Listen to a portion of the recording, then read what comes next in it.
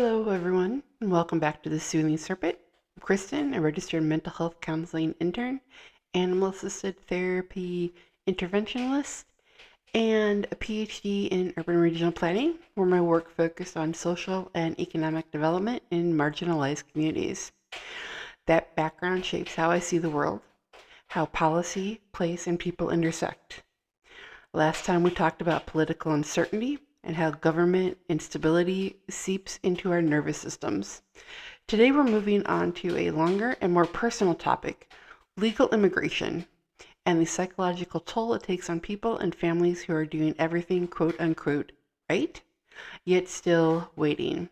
Because for those of us in this process, waiting isn't passive. It's months or years or decades of suspended living, caught between hope and heartbreak. My husband Wayne and I have been navigating the immigration process for years. I've known Wayne for about 9 years now, and we got married about 3 years ago. And we've been working on this process for the last 3 years. Um, it's been a long time coming, um, and it is not something that I recommend to anybody. Wayne is Jamaican, and it takes a long time for the Jamaican system to work, but we're not even to that point yet. We're still with the USCIS, and I totally get where people want to come here illegally because this waiting for years and years and years in line, doing everything right, and then, forgetting, dotting, missing one T, you know, is a lot. And then having to restart a process over. I'm in a lot of support groups online for this, and it's very stressful. And it's not only just for spouses, which is Wayne's my spouse, but it's for kids. It's for parents. It's for stepchildren. It's for grandparents, for aunts, uncles. These are family members. We're supposed to be a pro family country, and yet we spend a lot of time being anti family in this country. And that is really hard to wrap our minds around some days while we're trying to be pro family. But are we pro family? I don't know. We're certainly not pro family when it comes to legal immigration, it seems. And so we've done everything by the book. We've submitted the documents, we've followed the timelines, we paid the exorbitant fees, we've written letters, we've waited for responses, and we've waited some more. And during that time, for myself and Wayne and for everyone else in this process, life doesn't pause. Jobs still need to be done, bills still need to be paid, health issues still flare up, but beneath it all is a quiet exhaustion, that weight of living in limbo, because you never know when it's going to be past. Psychologically, this kind of uncertainty is taxing. The mind never fully rests. Part of it is always scanning the horizon, checking for updates, fearing bad news, and calculating the what if.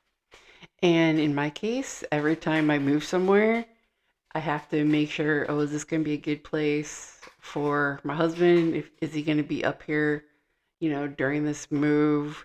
Is this going to have enough space for us? I don't want to have to move as soon as he gets up here. It's just so much. Um, so, psychologists have explained that when control is limited and outcomes are ambiguous, the body stays in a chronic state of arousal, in that fight or flight mode without relief. And because immigration timelines are so slow and opaque, that strain compounds, leading to burnout, irritability, and trauma-like symptoms. As someone who studied social symptoms and worked with clients, I've seen both the structural and emotional sides of instability. From a systems view, immigration is about access to stability, safety, and belonging. From a human view, as I've already mentioned, it's about family. When those relationships are disruptive, disrupted, every person in that system feels it. The ones that are left back at home and the ones that are here. The psychological strain on families is profound. Partners are separated for months or years. Parents miss birthdays and graduations. Grandparents grow older without seeing their families. Even the smallest daily absence can become a cumulative grief. For couples, distance breeds loneliness and fear. Fear that love will fade or that wait will never end. Children often respond with anxiety or regression. Extended families sink into helpless silence because no words can fix it. In therapy, I see how this prolonged silence separation shapes identity and self-worth. Families begin to internalize systemic delays as personal failure. That's what makes immigration trauma unique. It's invisible, bureaucratic, and ongoing. There's no single event to heal from. It's just an erosion of safety. So, scientists also remind us that social connection is the strongest buffer against stress, yet immigration fractures those very connections. For many families, distance turns into emotional exhaustion. And there's a phrase that people in these long waits hear, and we see it in our groups online too, is that you're so strong, you're so brave, but sometimes that strength is just survival mode, wearing a brave face. Resilience isn't about pushing through forever. It's about acknowledging the toll and learning to rest without quitting. There are days that I am angry, very, very, very angry. Days that I'm exhausted. Days that I want to give up. And days I just want normalcy. And it's on those days that I often turn to animal assisted therapy, where I sit quietly with one of my snakes, or when my dog rests his head on my lap and something changes. My nervous system remembers safety. Our breathing sinks, and for a moment, that waiting doesn't own me.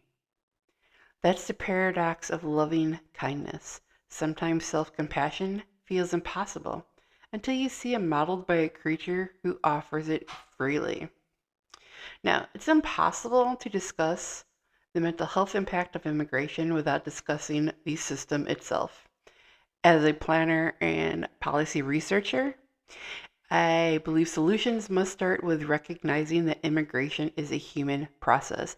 And remember, we're talking about legal immigration right now. We're not talking about illegal immigration or anything else, just the legal immigration. So policy reforms could include streamlining case processing, and that could look like many different things. So the first process, or first part of the process, is going through the USCIS, where for U.S. citizens, you have to prove that you're a U.S. citizen. It shouldn't take a year, year and a half, 2 years to prove that you're a U.S. citizen, especially if you already have a passport, real ID, birth certificate, and you submit those documentation. You have to prove that you're married for part of this too.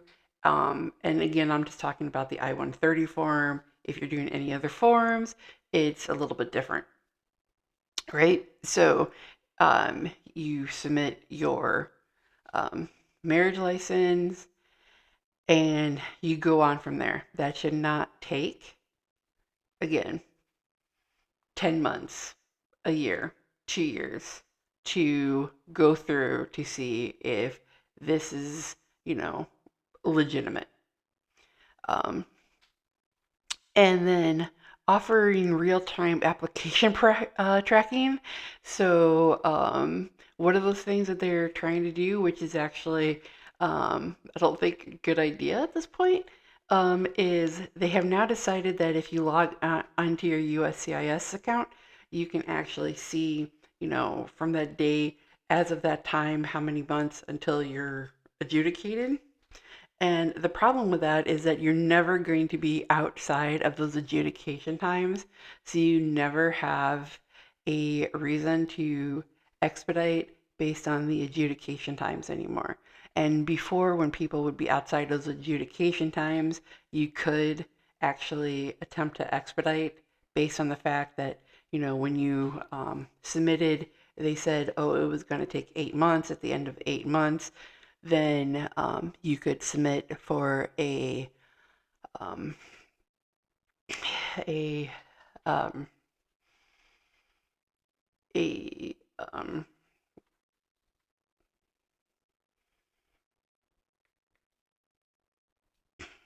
um, to go forward. And sorry, lost my train of thought there for a moment. And you could then, you know, keep the process going, and you'd have a fairly good idea. The problem with it going now is um, that's not how they're doing it. Now they are kind of giving you real life time, quote unquote, real life tracking on your website, on your login now, and so you can never be out of adjudication time. So you never have a chance to expedite based on some sort of issue for them. The other issue that we can do is we can actually start offering mental health resources for families in long-term separation. I mean, that seems like a no-brainer. Let's get people some mental health resources for when they are having these issues, when we can't stop and say, okay, yeah, we're going to be able to speed this through. Let's get your family back together. Even small changes like consistent status updates, could restore a sense of control as long as those status updates were correct. For example, my status updates, definitely not correct. We submitted and it told me 18 months. The next time that I looked a month later, it told me 22 months. And then a month later after that, it told me 10 months.